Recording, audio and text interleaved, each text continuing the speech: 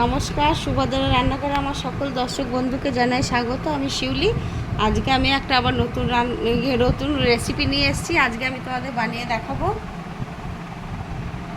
দেখাবো লিচি ড্রিঙ্ক। আজকে আমি বানিয়ে দেখাবো লিচি ড্রিঙ্ক। তো তার জন্য লিচু ছাড়িয়ে রেখেছি। আর এই যে কতগুলো পুদিনা পাতা আমি এই গ্লাসের মধ্যে দিয়ে দিচ্ছি। আর কয়েকটা লিচু আমি দানাটা ছাড়িয়ে সুন্দর করে পিসেস করে এর মধ্যে দিয়ে দিচ্ছি। কতগুলো লেবুর টুকরো দিয়ে দিলাম। আর কয়েকটা লিচু দিয়ে দিচ্ছি।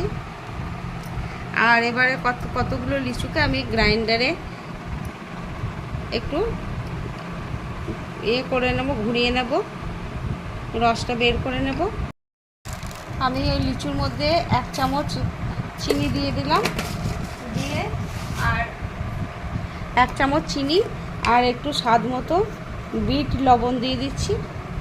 এবারে আমি এটাকে মিক্সিতে ঘুরিয়ে নেব। একটু সামান্য জল দিলাম জাস্ট, এবারে একটু ঘুরিয়ে নেব। আমার লিচুর জুসটা করা হয়ে গেছে। এবারে আমি জুসটা ঢালবো গ্লাসে। তার আগে আমি একটু গ্লাসে যে লেবু আর পুদিনা পাতা দিয়ে রেখেছিলাম সেটা একটুখানি আমি পিষে নিচ্ছি। তো পিষে নেওয়ার জন্য এটা খুব সুন্দর জুস বেরিয়ে যাবে আর স্বাদটা অপূর্ব হবে, খেতে খুব ভালো লাগবে। আর এর মধ্যে কিছু লিচু দেওয়া রয়েছে। এবার আমি জুসটা ঢেলে দিলাম। টুকরো আমি দিয়ে দিচ্ছি। এবার আমি সোডা ওয়াটার দেব।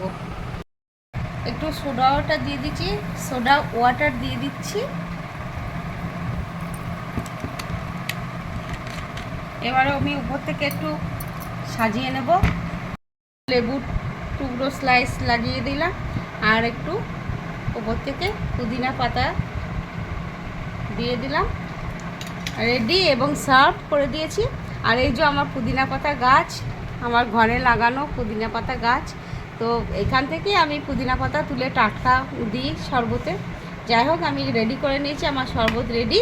তোমরা এইভাবে বানাবে, লিচু ড্রিঙ্ক বানিয়ে খাবে, খেয়ে দেখবে অসম্ভব সুন্দর হয় এবং এই গরমে খুব আরামদায়ক একটা জিনিস। তোমরা সবাই ভালো থাকবে, সুস্থ থাকবে। সকলকে অসংখ্য ধন্যবাদ। নমস্কার।